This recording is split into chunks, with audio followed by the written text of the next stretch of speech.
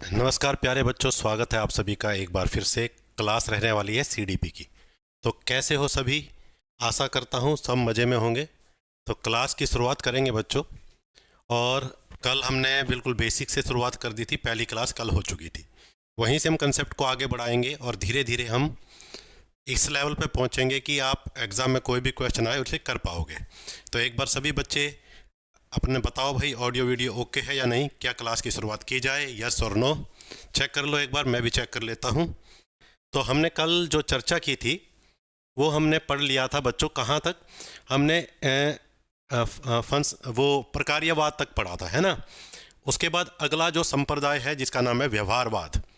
तो व्यवहारवाद जो कहता है कि बच्चों आपको व्यक्ति के व्यवहार का अध्ययन करना चाहिए। ठीक है, साइकोलॉजी अगर जाननी है किसी की तो उसके व्यवहार का अध्ययन करना चाहिए। ठीक है। व्यवहारवाद की स्थापना जेबी वॉटसन ने की थी। व्यवहारवादी माने जाते हैं ये। ठीक है। तो व्यवहारवाद के संस्थापक है जेपी वॉटसन। ठीक है। 1913 में की थी। तो मेरे ख्याल से सभी को पता होगा वॉटसन। ठीक है। तो 1913 में इन्होंने व्यवहारवाद की स्थापना की थी। व्यवहारवाद आंतरिक मानसिक प्रक्रियाओं की बजाय अवलोकन योग्य और मापने योग्य व्यवहार पर केंद्रित करता है।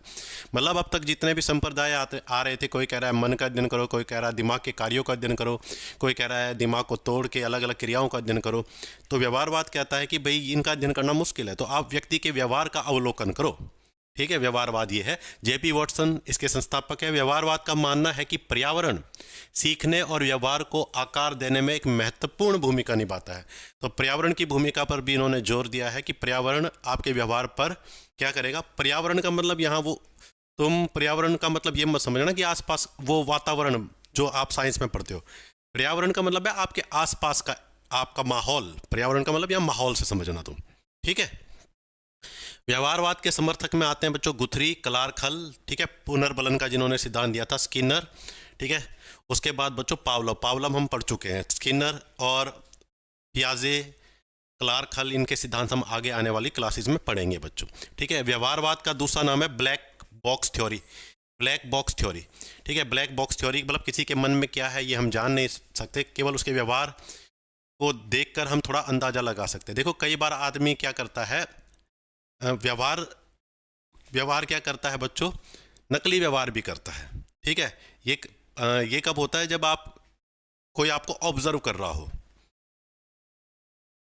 तो व्यवहारवाद के बारे में याद रखना, जेबी वॉटसन ने व्यवहारवाद की शुरुआत की थी। ये क्या कहते हैं बच्चों, अगर आपको किसी व्यक्ति के बारे में जानना है, ठीक है, तो उसके व्यवहार का आपको अध्ययन करना पड़ेगा। और व्यवहार मतलब अवलोकन पे ये ध्यान देते हैं, अवलोकन करना है आप। तो गेस्टाल्टवाद का क्या मानना है कि जब भी आपके सामने समस्या आएगी पूरा का पूरा देखो उसको, फिर बाद में देखो, पहले पूरा एज अ होल देखो।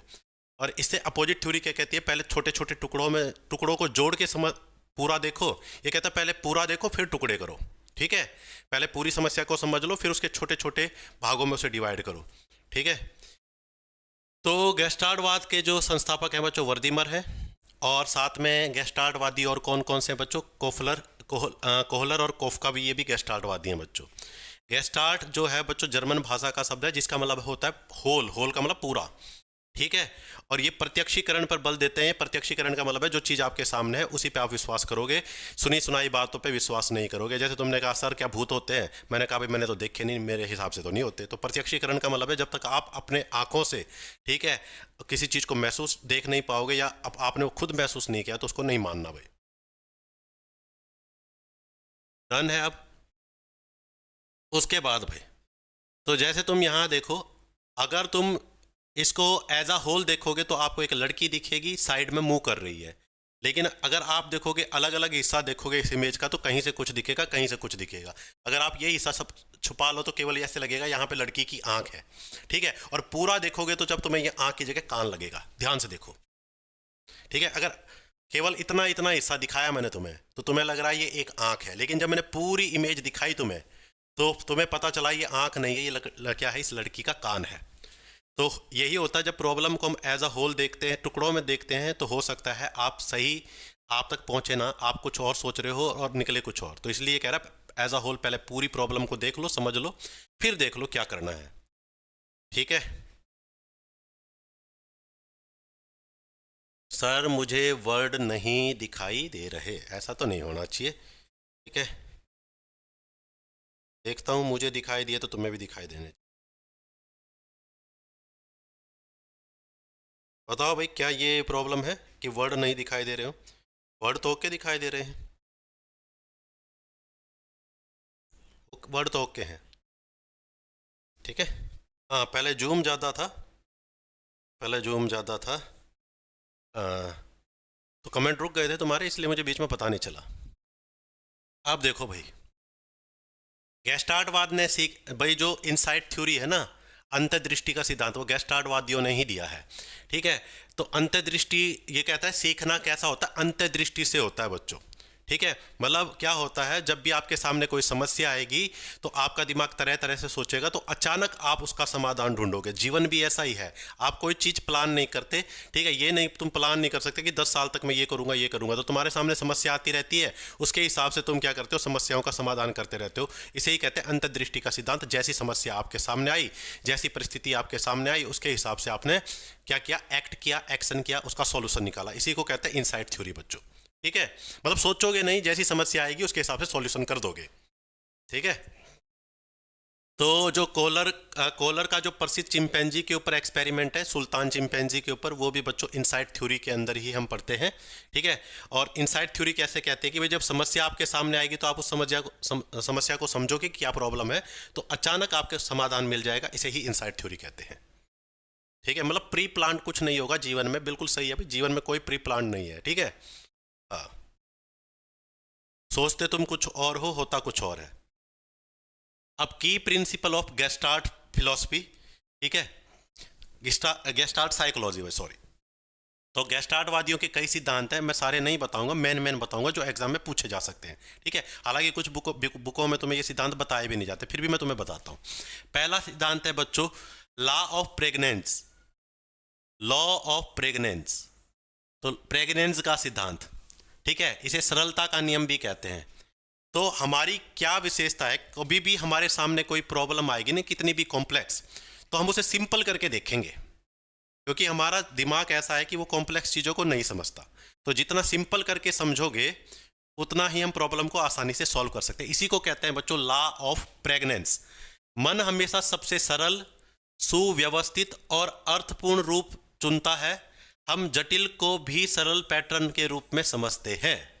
ठीक है, इस लाइन का मतलब देखो, अगर तुम्हें मैं ये फिगर दिखाऊं, अभी तुम समझ जाओगे लॉ ऑफ प्रेग्नेंस का मतलब क्या है। अगर मैं तुम्हें ये फिगर दिखाऊं, दिख रहा है तुम्हें ये फिगर, मैं तुमसे पूछूं क्या है, तो बताओ क्या है ये, क्या है ये, बताओ एक बार। जो आपको इधर ये येलो कलर का जो इमेज दिखाई दे रही है, ये क्या है? तो आप कहोगे सर ये एक तितली है। तो हमारा दिमाग क्या होता है, जो चीज़ हमें सिंपल लगती है वो समझेगा। तितली को हम पहचानते तो हमें ये तितली लगी। हालांकि तुम ये भी कह सकते सर इसके अंदर एक सर्कल है, सर्कल के अंदर लाइन है, ठीक है, यहाँ पे बिंदु है, ठीक है। तो आपने ये नहीं देखा, आपने क्या किया, एज अ होल देखा, जो आपको चीज़ सिंपल लगी आपने वो समझा, तो आपने कहा सा ये तितली है। और अगर तुम इसको एज अ होल नहीं देखते, टुकड़ों में देखते, तो आप ये कह सकते थे सर यहाँ पे एक गोला बना हुआ है सर, और गोले के अंदर सर एक लाइन है सर, यहाँ पे भी दो छोटे छोटे गोले बने हुए। लेकिन क्या तुमने इसको देखा कॉम्प्लेक्स, तुमने इसके अंदर डिटेलिंग नहीं देखी, तुमने एज अ होल देखा। इसको कहते हैं लॉ ऑफ प्रेग्नेंस बच्चों, लॉ ऑफ प्रेग्नेंस। ठीक है, तो सिंपल करके चीज़ों को देखता हूँ मैं, सिंपल करके चीज़ों को देखता हूँ, इसको कहते हैं बच्चों क्या, लॉ ऑफ प्रेग्नेंस। डन है। उसके बाद है बच्चों लॉ ऑफ प्रॉक्सिमिटी। प्रॉक्सिमिटी का मतलब होता है निकटता, निकटता का सिद्धांत। जो वस्तुएं पास पास होती है उन्हें मन एक ग्रुप के रूप में देखता है बच्चों। तो रूल ये है कि बच्चों लॉ ऑफ प्रॉक्सिमिटी नाम से ही पता चल रहा है निकटता का सिद्धांत। तो जो चीजें पास पास होंगी उन्हें आप एक ग्रुप समझोगे। एग्जाम्पल देखो तुम समझ पाओगे। आपको यहाँ पे नीले रंग के गोले दिखाई दे रहे हैं, तो आप कहोगे सर ये सारे गोले पास पास है, तो आप कहोगे सर ये ग्रुप तो ये है सर, ये गोले पास पास है, एक ग्रुप ये है सर, और ये गोले भी पास पास है, ये ग्रुप ये है सर। 3 ग्रुप है सर। तो जो पास पास होते हैं उन्हें हमारा माइंड कैसे लेता है, उनको एक ग्रुप समझता है। आप ये नहीं कहोगे सर ये वाला नीला गोला, अगर मैं कहूँ क्या ये वाला नीला गोला, देखो ये वाला नीला गोला, मैं क्या कहूँ सेकंड ग्रुप से बिलोंग करता है, आप कहोगे नहीं सर ये तो पहले ग्रुप के अंदर है, क्योंकि ये पहले ग्रुप के गोलों के करीब है। तो जो चीज़ करीब करीब होगी उन्हें आप एक ग्रुप समझोगे। ठीक है, इस बात को तुम आसानी, निकटता का सिद्धांत कहते हैं इसको, ठीक है। जैसे तुम घूमने गए, तुम मार्केट में गए, तो तुमने मार्केट में देखा भाई पति पत्नी घूम रहे हैं, पति पत्नी घूम रहे हैं, दो जोड़े हैं भाई, दो जोड़े, और एक पति पत्नी इधर घूम रहे हैं बच्चों, शनिवार का दिन था, ठीक है, और ये घूमने चले गए। तुमने देखा कि भाई एक बच्चा तो यहाँ पे खड़ा है और एक बच्चा यहाँ पे खड़ा है, तो तुम्हें नहीं पता कौन सा बच्चा किसका है, लेकिन तुम निकटता का सिद्धांत ये कहता है कि जो इन जोड़ों के इनके साथ खड़ा है इनका बच्चा होगा। तो तुम्हारे दिमाग के अंदर तुम ये परसेप्शन बनाओगे कि ये वाला लड़का, ये वाला जो 1 नंबर का है, ये इस कपल के बिलोंग है, इनका बच्चा है, और जो ये 2 नंबर वाला बच्चा ये पीले रंग वाले कपलों का बच्चा है, क्योंकि ये इनके पास खड़ा है। इसी को कहते हैं प्रॉक्सिमिटी का सिद्धांत। जो करीब करीब है उन्हें हम एक ग्रुप मानेंगे, करीब करीब है जिन उन्हें एक ग्रुप मानेंगे, ठीक है। तो मार्केट में गया, 3 बच्चे यहाँ खड़े थे, 4 बंदे यहाँ खड़े थे, तुमने देखा ये 3 दोस्त हैं, तुम सोचो कि 4 ये दोनों दोस्त हैं, क्योंकि चारों करीब करीब है। डन है। तो इसे कहते हैं बच्चों लॉ ऑफ प्रॉक्सिमिटी, निकटता का सिद्धांत, ठीक है। और क्या सिद्धांत है बच्चों गेस्टार्टवाद के? Law of similarities, law of similarities, ठीक है। तो लॉ ऑफ सिमिलैरिटीज भी सिंपल है बच्चों, जो एक जैसी चीज है उनको आप एक ग्रुप में मानोगे, तो एक जैसी चीजों को आप एक ग्रुप में मानोगे, ठीक है। तो जो वस्तुएं एक जैसी दिखाई देती हैं, जैसे शेप, साइज, कलर, उन्हें मन एक समूह मान लेता है। जैसे मैं तुम्हें ये दिखाऊं तो तुम कहोगे सर इसमें 3 प्रकार, इसमें क्या है सर, ये नीले रंग, ये जो नीले रंग के गोले हैं, अगर मैं इनके ग्रुप बनाने की कोशिश करूं तो आप देखो कितने ग्रुप बना दोगे। आप कहोगे सर ये एक तो नीले रंग के गोले हैं सर, इनका एक ग्रुप बनाओगे तुम, ठीक है, नीले रंग के गोले, नीले रंग के गोले, तो एक ग्रुप तो बन गया बच्चों नीले गोलों का, ठीक है। उसके बाद बच्चों ये आप कहोगे सर काले गोले, तो दूसरा ग्रुप आप बनाओगे काले गोलों का, ठीक है। और ये ट्राइंगल है बच्चों, एक नीले रंग के ट्राइंगल, एक काले रंग के ट्राइंगल, तो 4 ग्रुप बना दोगे। तो जो एक जैसी चीजें हैं उनका हम एक ग्रुप मान लेते हैं। ये है बच्चों लॉ ऑफ सिमिलैरिटीज। जो क्या है बच्चों? लॉ ऑफ सिमिलैरिटीज, ठीक है। जैसे तुम मार्केट में चले गए तो तुमने देखा भाई कैसे पता चलता तुम्हें ये कुत्ता है, ये बिल्ली है, ये बंदर है, क्योंकि उनकी बॉडी स्ट्रक्चर एक जैसी है, उनको आप एक जाति के अलॉन्ग मान लेते हो, ग्रुप मान लेते हो। तो ये गेस्टाल्टवाद क्या बता रहा है, कैसे हम इंफॉर्मेशन को क्या करते हैं, परसीव करते हैं, ठीक है। अभी तो एग्जाम में काफी टाइम है, अभी तो नोटिफिकेशन भी नहीं आया, कितना टेंशन क्यों ले रहे हो। उसके बाद है पूर्णता का सिद्धांत बच्चों। मन अधूरी आकृतियों को भी पूरा कर देता है, जैसे आधे गोले को पूरा गोला समझ लेना भाई, आधे गोले को पूरा गोला समझ लेना, ठीक है। तो हमारे लॉ ऑफ क्लोजर का मतलब है, अगर आपको आधी अधूरी फिगर भी दिखाई जाए तो मन, हमारा जो ब्रेन है अपने आप उस इमेज को कंप्लीट कर लेगा, ठीक है। जैसे देखो इस भालू को ध्यान से देखो, अपने आप समझ जाओगे तुम। तो अगर मैं तुम्हें कहूँ ये क्या है, तो तुम तभी बता दोगे भालू है, हालांकि ये इमेज कंप्लीट नहीं है, ये इमेज कंप्लीट नहीं है, ठीक है। लेकिन हमारे ब्रेन ने कंप्लीट कर दिया, सर यहाँ से लाइनिंग नहीं है, पूरा भालू बनाने के लिए तो यहाँ भी लाइन होनी चाहिए, यहाँ से भी जुड़ा हुआ होना चाहिए, ठीक है, यहाँ से भी ये जुड़ा होना चाहिए, तब भालू बनेगा। तो ये इमेज कंप्लीट नहीं था, लेकिन जहाँ पे रेखाओं की कमी थी हमारे ब्रेन ने पूरा कर दिया। ब्रेन में हमारी इसकी छवि बनी हुई है, इसको कहते हैं बच्चों law of closure, law of closure. तो अधूरी जो आकृतियां होती है हमारा ब्रेन उनको पूरा समझ लेता है, पूरा कर देता है, ठीक है।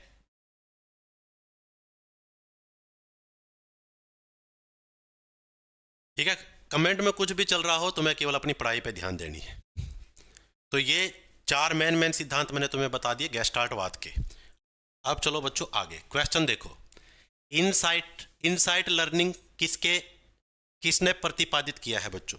तो इनसाइट थ्योरी किसने दी है, ये तुमसे पूछ रहा है, बताओ भाई क्या आंसर आएगा, ठीक है।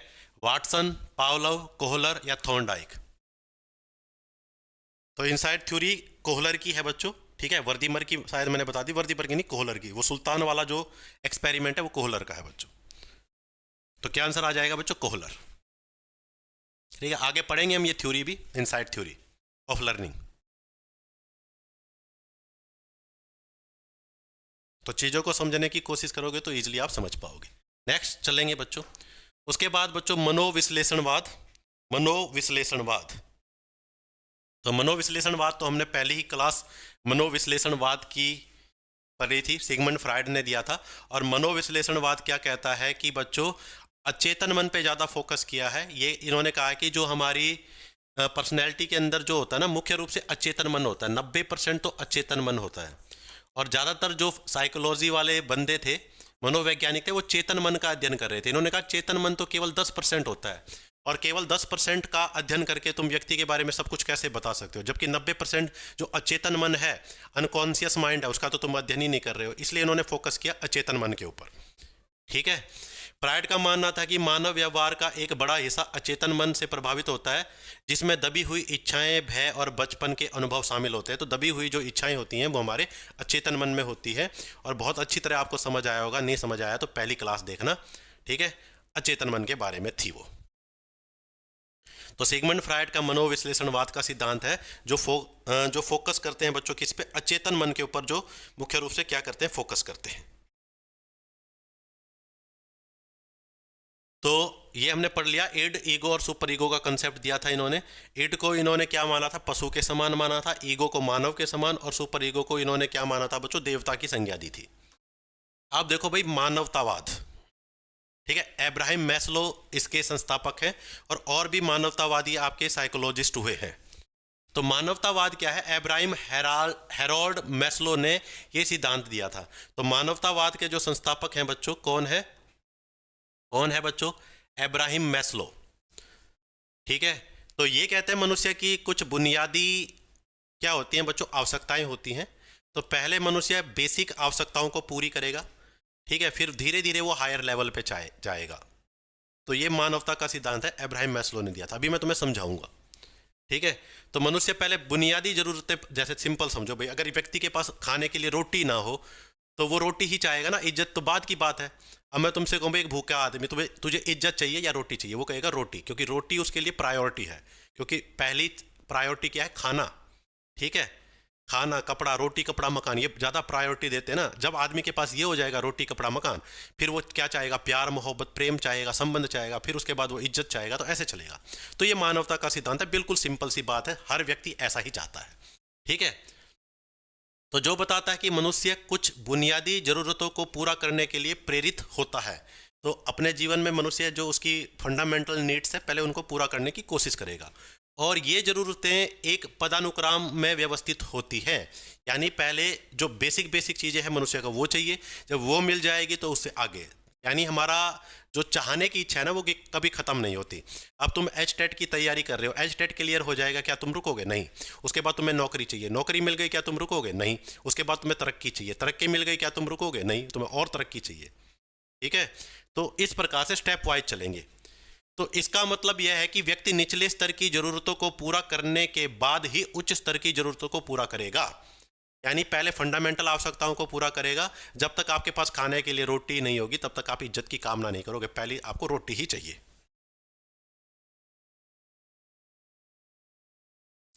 स्कॉलरशिप वाले टेस्ट में बच्चों क्लास के हिसाब से आएगा। ठीक है, जौन सी क्लास में आप हो उसका आएगा। जैसे आप 5th क्लास में हो तो 5th क्लास वालों का अलग होगा, 4th का अलग होगा, ऐसा है अभी तो पैटर्न। तो अब थोड़ा सा ये इमेज देखो, तो मैं थोड़ी बातें ज़्यादा समझ में आएंगी। तो ये क्या कहता है, वैसे हम आगे आने वाले समय में भी इसको और डिटेल में पढ़ेंगे। सबसे पहले स्टेप पे इन्होंने रखा है, सबसे पहले स्टेप पर इन्होंने रखा है बच्चों, पहले स्टेप पर इन्होंने रखा भाई शारीरिक मांग या आवश्यकता, फिजिकल नीड्स, जो हमारा शरीर चाहता है। भूख लगने पर हमारा शरीर क्या चाहेगा? रोटी। प्यास लगने पर हमारा शरीर क्या चाहेगा? पानी। ठीक है, ठंडी गर्मी लगने पर हमारा शरीर क्या चाहेगा? ठंडी गर्मी से बचाओ, कपड़ा चाहेगा। ठीक है, सर्दी से बचने के लिए घर चाहेगा, छत चाहेगा। तो ये चीज, तो सबसे पहले व्यक्ति ये आवश्यकताएं पूरी करने की कोशिश करेगा। कौन सी आवश्यकताएं? शारीरिक आवश्यकताएं।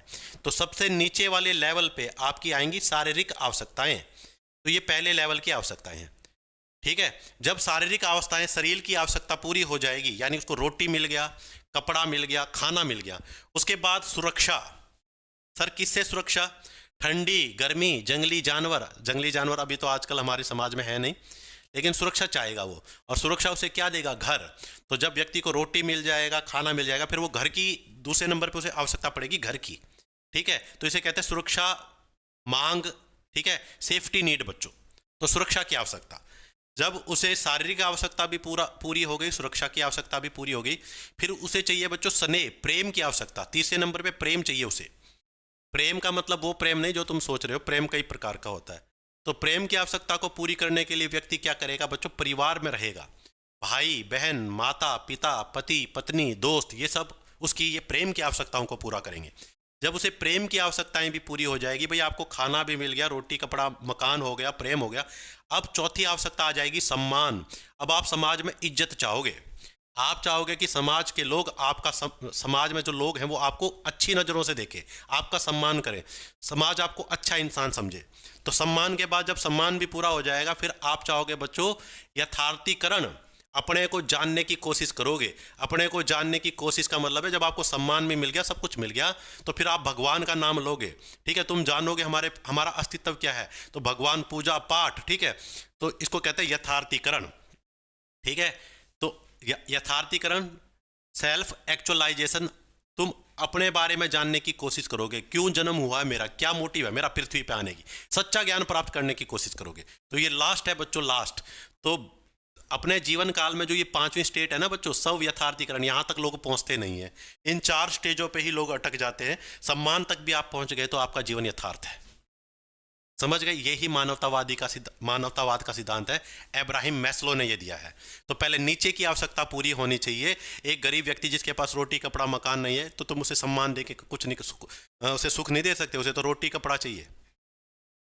ठीक है, अब देखो बच्चों, उसके बाद एक और बंदा है बच्चों, कार्ल रोजर्स, ये भी मानवतावादी है, इन्होंने भी सिद्धांत दिया था। थोड़ा सा कार्ल रोजर का सिद्धांत भी मैं तुम्हें बताऊंगा।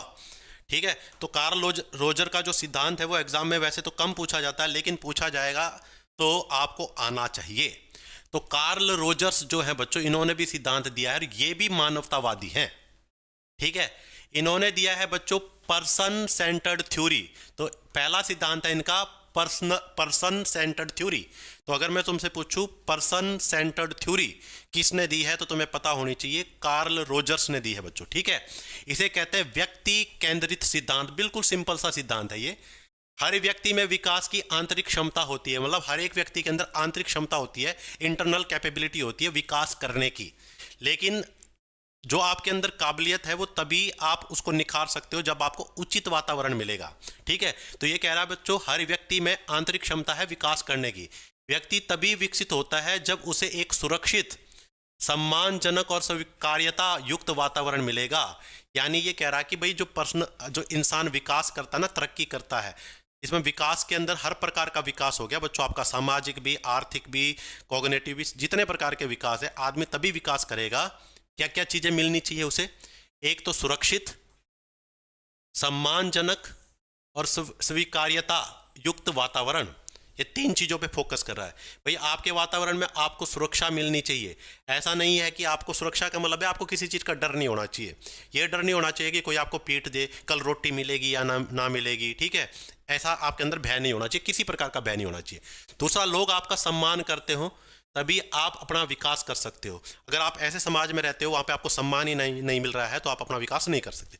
दूसरा बच्चों, स्वीकार्य युक्त वातावरण। स्वीकार्य युक्त का मतलब है आपको और आपके कार्यों को समाज स्वीकार करे। ठीक है, तो कई देखा होगा समाज में कई जगह ऐसा है जहाँ पे छुआछूत भेदभाव किया जाता है। तो कई लोगों को पर्टिकुलर सोसाइटी में स्वीकार्य नहीं है, वो उनका सम्मान नहीं किया जाता, उन्हें तुच्छ समझा जाता है। तो स्वीकार्य का मतलब है सब एक समान हो, लोग आपको एक्सेप्ट करें। ठीक है, तो और भी कई चीज़ें हो सकती है। कई लोग अपने परिवार में ही स्वीकार्य नहीं होते, परिवार वाले उन्हें मानते ही नहीं है, ये तो बेकार आदमी है, इससे अपना कोई लेना देना नहीं है, इसका मतलब परिवार वाले ही उसे स्वीकार नहीं कर रहे हैं। तो जब ऐसा माहौल आपके सामने आएगा, अब आपको कोई इग्नोर मार देगा, आपको एक्सेप्ट नहीं करेगा, तो आपका विकास नहीं हो सकता। ठीक है, तो एक तो इन्होंने दी है पर्सन सेंटर्ड थ्योरी। ठीक है, एक इन्होंने कंसेप्ट दिया है, सेल्फ कंसेप्ट दिया है इन्होंने। कंसेप्ट का ही नाम सेल्फ कंसेप्ट है, आत्म अवधारणा। ठीक है, किसकी बात कर रहे हैं हम? कार्ल रोजर्स की।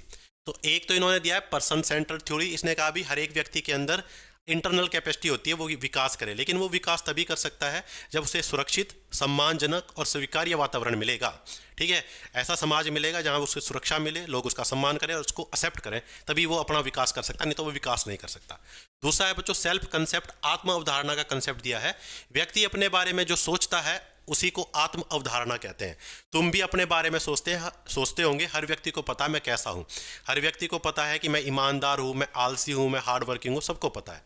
ठीक है। तो जो आप अपने बारे में सोचते हो, आई कैन डू इट, मैं ये कर सकता हूँ, आई एम नॉट कैपेबल, मैं ये नहीं कर सकता, तो ये सब आप अपने बारे में सोचते हो। आपके सामने कोई भी प्रॉब्लम आती है तो हर व्यक्ति ये सोचता है कि मैं ये कर सकता हूँ या नहीं कर सकता हूँ। तो ये आप अपने बारे में सोच रहे हो, अपने बारे में आपके क्या विचार है, इसी को आत्म अवधारणा कहते हैं बच्चों। यही सेल्फ कंसेप्ट है। अब सेल्फ कंसेप्ट के 3 रूप हैं बच्चों।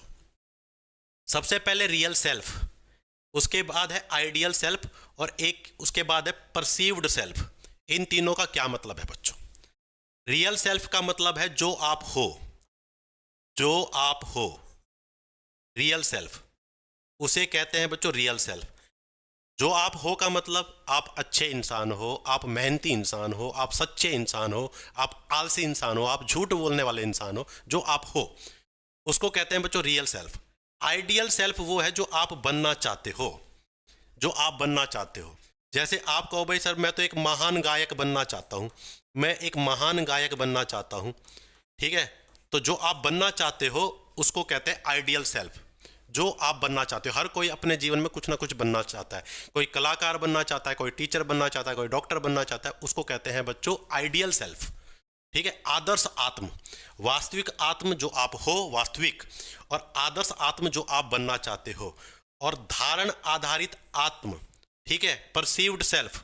परसीव्ड सेल्फ, अब क्या होता है बच्चों, जो ये परसीव्ड सेल्फ होता है ना, इन दोनों के बीच में बैलेंस बना के रखता है। जैसे हमने इड और ईगो वाला कंसेप्ट नहीं बना था, तो परसीव्ड धारण आधारित आत्म, ठीक है। धारण आधारित आत्म का मतलब है जो रियल सेल्फ और जो आइडियल सेल्फ, इनके बीच में बैलेंस बनाए, ठीक है। अगर इन दोनों के बीच में डिफरेंस ज्यादा होगा ना तो व्यक्ति विकास नहीं करेगा। ध्यान से सुनो, रियल सेल्फ और आइडियल सेल्फ के बीच में डिफरेंस ज्यादा होगा तो आदमी विकास नहीं कर पाएगा। मैं चाहता हूं तुम्हें थोड़ा सा मैं तुम्हें बताना चाहता हूं, ठीक है। मान लो तुम एक सच्चे इंसान बनना चाहते हो, सच्चे इंसान, तुम एक सच्चा इंसान बनना चाहते हो महात्मा गांधी की तरह, जो कभी झूठ ना बोले। तो सच्चा इंसान तुम बनना चाहते हो, भाई हमेशा मैं सच बोलूंगा, सत्यवादी राजा हरिश्चंद्र की तरह। तो ये तो हुआ आइडियल सेल्फ, तुम एक सच्चे इंसान बनना चाहते हो। लेकिन वास्तव में तुम कभी सच्चाई बोलते ही नहीं हो, तुम तो हर बात में झूठ बोलते हो, ठीक है। तो बनना तो तुम चाहते हो सच्चे इंसान, लेकिन बोल रहे हो झूठ। इसका मतलब आपका रियल सेल्फ और आइडियल सेल्फ, इन दोनों के बीच में बहुत ज्यादा डिफरेंस है, ठीक है। तो अब आप विकास नहीं कर पाओगे। तो परसीव सेल्फ क्या करता है बच्चों, इनके बीच में बैलेंस बनाने की कोशिश करता है। इसका मतलब यह है कि अगर आप सच्चे इंसान बनना चाहते हो तो आपको धारणा आधारित आत्म क्या कहेगा कि भाई सच्चाई के मार्ग पे चलो, ये आपको बताएगा ये करो ये करो ये करो, ये करने से आप सच्चे इंसान बन जाओगे। कहानी समझ पाए? ठीक है। तो परसीव सेल्फ, जो आप काम करते हो अपने आइडियल सेल्फ को पाने के लिए, वो परसीव सेल्फ है। और अगर इन दोनों के बीच में डिफरेंस ज्यादा होगा, जैसे मान लो तुम एचटेट क्लियर करके एक टीचर बनना चाहते हो, एक टीचर बनना चाहते हो, ठीक है, तो ये तुम्हारा आइडियल सेल्फ है। लेकिन टीचर बनने के लिए आपको पढ़ना पड़ेगा, आपका कंसेप्ट क्लियर होना चाहिए। लेकिन ना तो आप कभी बुक उठा के देखते हो, ना आप बच्चों के साथ अच्छा व्यवहार करते हो। इसका मतलब रियल सेल्फ और आइडियल सेल्फ के बीच में डिफरेंस ज्यादा हो गया। तो अब आपका परसीव सेल्फ क्या कहेगा बच्चों की, टीचर बनने के लिए पढ़ो, ठीक है, बच्चों के साथ अच्छा व्यवहार करो, अपने आप को निखारो, ये चीजें डन है, ठीक है। अब देखो, सीखना तब होता है जब रियल सेल्फ और आइडियल सेल्फ के बीच में सामंजस्य हो। तो जब रियल सेल्फ और आइडियल सेल्फ के बीच में सामंजस्य का मतलब कोऑर्डिनेशन, संतुलन, इनके बीच में संतुलन होगा, तभी आप सीख पाओगे, ठीक है। मतलब जो बनना चाहते हो उसकी तरफ आपको कदम उठाना पड़ेगा, वैसा ही व्यवहार करना पड़ेगा। अगर आप एक टीचर बनना चाहते हो तो आपके कार्य में झलकना चाहिए, वो टीचर की तरह व्यवहार करो, तभी टीचर बनोगे। डन है। तो ये दिया है बच्चों, कार्ल रोजर्स का सिद्धांत है, और भी इन्होंने थ्योरी दी है, लेकिन ये 2 मेन है, ठीक है। तो पर्सन सेंटर्ड थ्योरी ये कहता है कि एक व्यक्ति तभी विकास कर सकता है, हर एक व्यक्ति के अंदर विकास करने की कैपेबिलिटी होती है, लेकिन विकास तभी करेगा जब उसे उचित वातावरण मिलेगा, सुरक्षा वाला, आत्मसम्मान वाला, सम्मान वाला, और कौन से वाला, स्वीकार्य वातावरण मिलेगा। और सेल्फ कंसेप्ट क्या है, जो आप अपने बारे में सोचते हो, सेल्फ कंसेप्ट है। और 3 प्रकार के इन्होंने पार्ट बताए हैं, real self, ideal self. Real self जो आप हो, आइडियल सेल्फ जो आप बनना चाहते हो, परसीव सेल्फ जो क्या करता है, इन दोनों के बीच में सामंजस्य स्थापित करता है। डन है। नेक्स्ट भाई, क्वेश्चन है, क्वेश्चन का आंसर बताओ, क्वेश्चन का आंसर बताओ।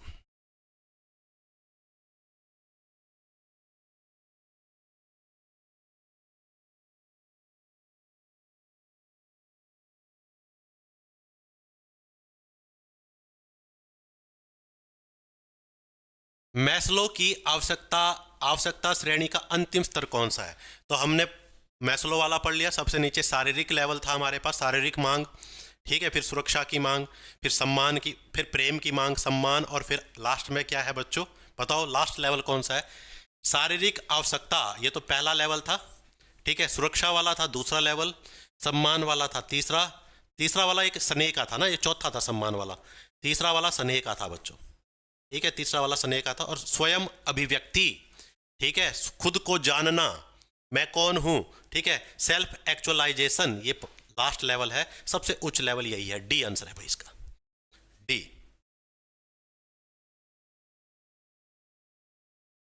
डन है, सेल्फ एक्चुअलाइजेशन। अगला क्वेश्चन है आपके सामने ये, ठीक है। उसके बाद है ह्यूमनिज्म किस पर आधारित है? मानवतावाद किस पर आधारित है? प्रबलन, री इन्फोर्समेंट, आत्म अवधारणा, सेल्फ कंसेप्ट, प्रयास त्रुटि, ट्रायल एंड एरर, अनुबंधन, कंडीशनिंग। तो किस पर आधारित है मानवतावाद? तो प्रबलन तो कलार खल वाला हो गया, गलत भाई। क्या बताते हो तुम? बताओ बताओ भाई, क्या बताते हो आंसर?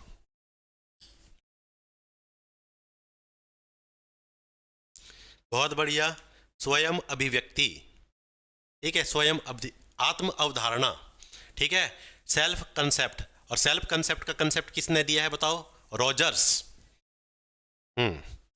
अभी तो पढ़ा हमने आत्म अवधारणा, हम अपने बारे में क्या सोचते हैं, ठीक है, रियल सेल्फ, आइडियल सेल्फ, ठीक है, परसीव सेल्फ। तो बी आंसर है, आत्म अवधारणा। अगला क्वेश्चन, मानवतावाद में शिक्षक की भूमिका क्या होती है? तो मानवतावाद में शिक्षक की भूमिका क्या होती है बच्चों? कंट्रोलर, नियंत्रण करे वो, दंड देने वाला, मार्गदर्शक, सुविधादाता, सूचना प्रदाता। बताओ क्या आंसर आएगा? पहले दो तो नेगेटिव दिख रहे हैं, ये तो आंसर आएंगे नहीं, इनमें से एक आएगा। बताओ, मार्गदर्शक होगा या सूचना प्रदाता?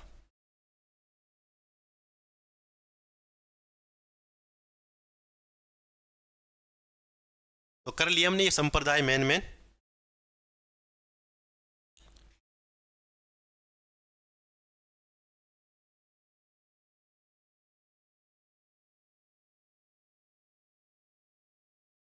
सी, सी बिल्कुल सही है। तो मानवतावाद में शिक्षक की भूमिका होती है एक मार्गदर्शक के रूप में बच्चों। तो एक मार्गदर्शक के रूप में शिक्षक की भूमिका रहेगी। नेक्स्ट क्वेश्चन आपके सामने है, कार्ल रोजर्स ने किस सिद्धांत पर जोर दिया है? कार्ल रोजर्स ने कौन सा सिद्धांत दिया है? ऑप्शन नंबर ए, शास्त्रीय अनुबंधन का सिद्धांत, क्लासिकल कंडीशनिंग का सिद्धांत, अंतर्दृष्टि अधिगम, व्यक्ति केंद्रीय सिद्धांत, प्रचालन अनुबंधन, ऑपरेंट कंडीशनिंग।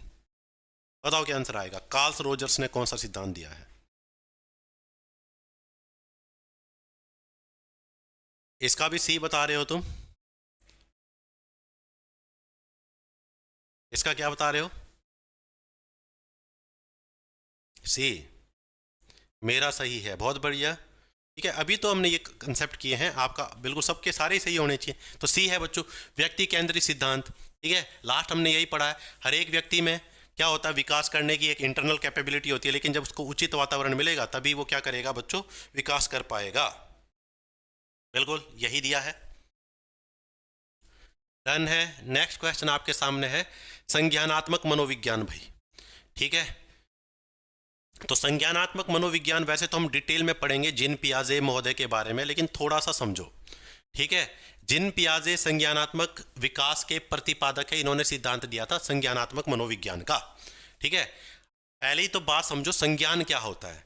संज्ञान का मतलब होता है जब किसी चीज की आपको नॉलेज हो जाए, उसे संज्ञान कहते हैं। मतलब कोई चीज आपको आ जाए, उसके बारे में आपको सारी बातें पता हो, उसे संज्ञान कहते हैं, ठीक है। जैसे मैं तुम्हें कहूं भाई तुम्हें आम की चटनी बनानी आती है, क्या तुम्हें इस बात का संज्ञान है? ठीक है। कई बार तुमने सुना होगा जो बहुत बिल्कुल शुद्ध हिंदी बोलते हैं, तो वो कहते हैं कि भाई ये बात उसने मेरे संज्ञान में नहीं डाली थी, या ये बात मेरे संज्ञान में नहीं थी, मतलब इसके बारे में मुझे नहीं पता था। तो किसी चीज़ की आपको नॉलेज हो जाती है तो उसे संज्ञान कहते हैं बच्चों।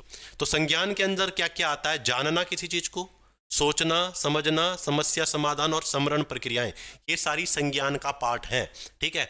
किसी चीज़ को knowing, thinking, understanding, problem solving और मेमोरी, ये सारे मिलाकर आपकी कॉग्निटिव आपकी नॉलेज बनाते हैं बच्चों। कॉग्निशन के पार्ट हैं सारे के सारे, ठीक है।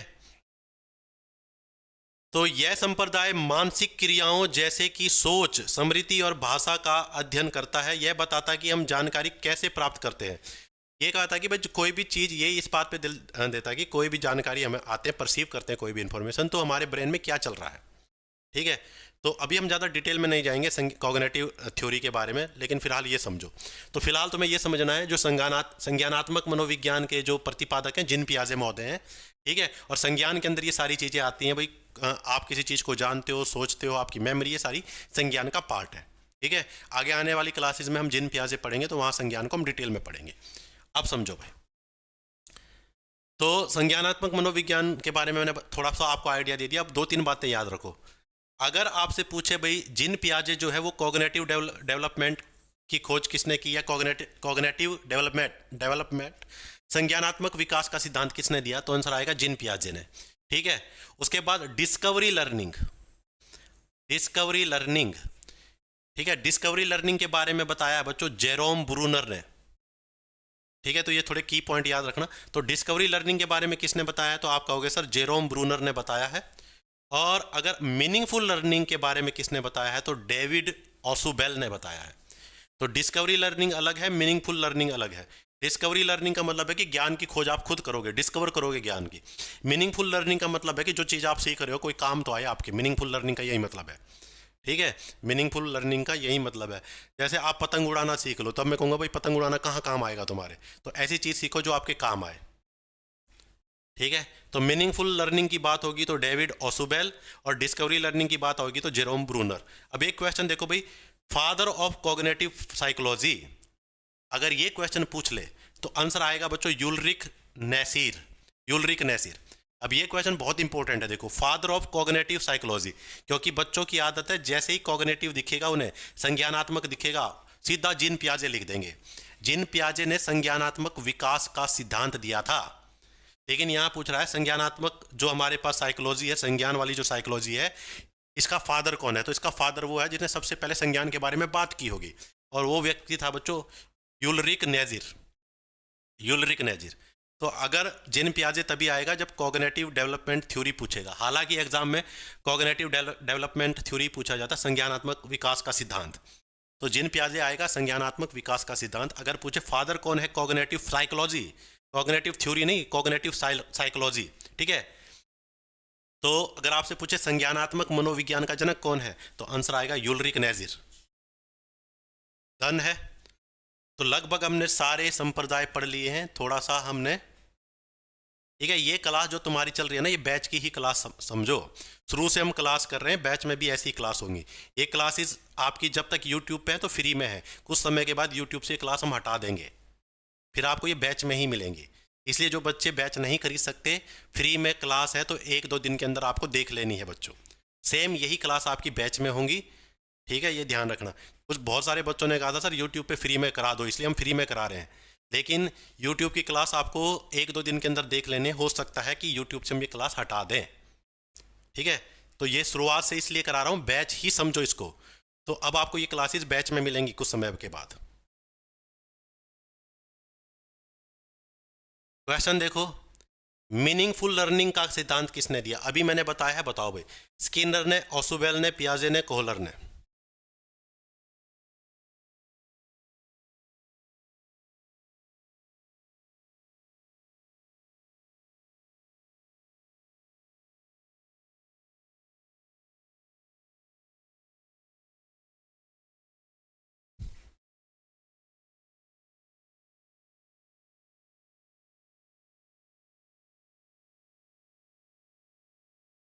आंसर बताओ।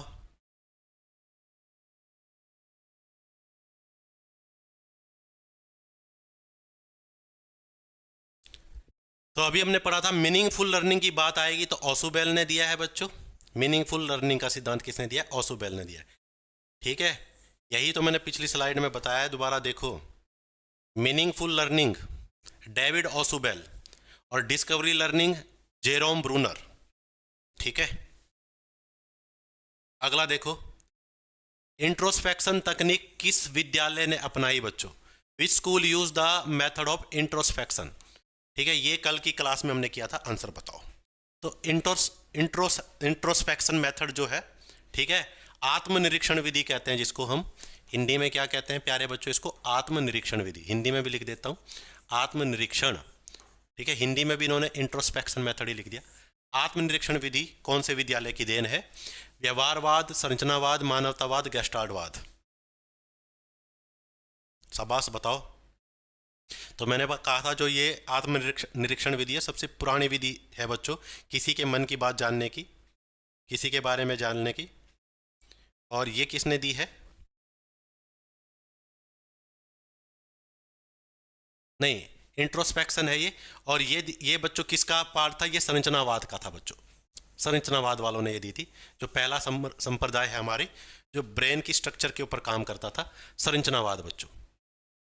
ठीक है, डन है। तो सारे के सारे संप्रदाय हमने कर लिए हैं कंप्लीट। और ये आपकी दूसरी क्लास थी बच्चों, सेम यही क्लास आपकी बैच में होंगी। तो जो भी बच्चे यूट्यूब पे फ्री में पढ़ रहे हैं कोई दिक्कत नहीं, पढ़ो, लेकिन ध्यान रखना, ठीक है, आपको क्लास रोज़ लगानी है। तो आपके संज्ञान में अगर कोई भी विचार हो, कोई बात हो, कोई भी आप हमें, ठीक है, बात बताना चाहते हो तो कमेंट कर देना, कमेंट का रिप्लाई करने की हम कोशिश करेंगे। तो आज की क्लास को बच्चों यहीं तक रखेंगे, मिलते हैं नेक्स्ट क्लास में। तब तक पढ़ते रहो और अपने लक्ष्य की तरफ बढ़ते रहो। मिलते हैं नेक्स्ट क्लास में। जय हिंद, जय भारत।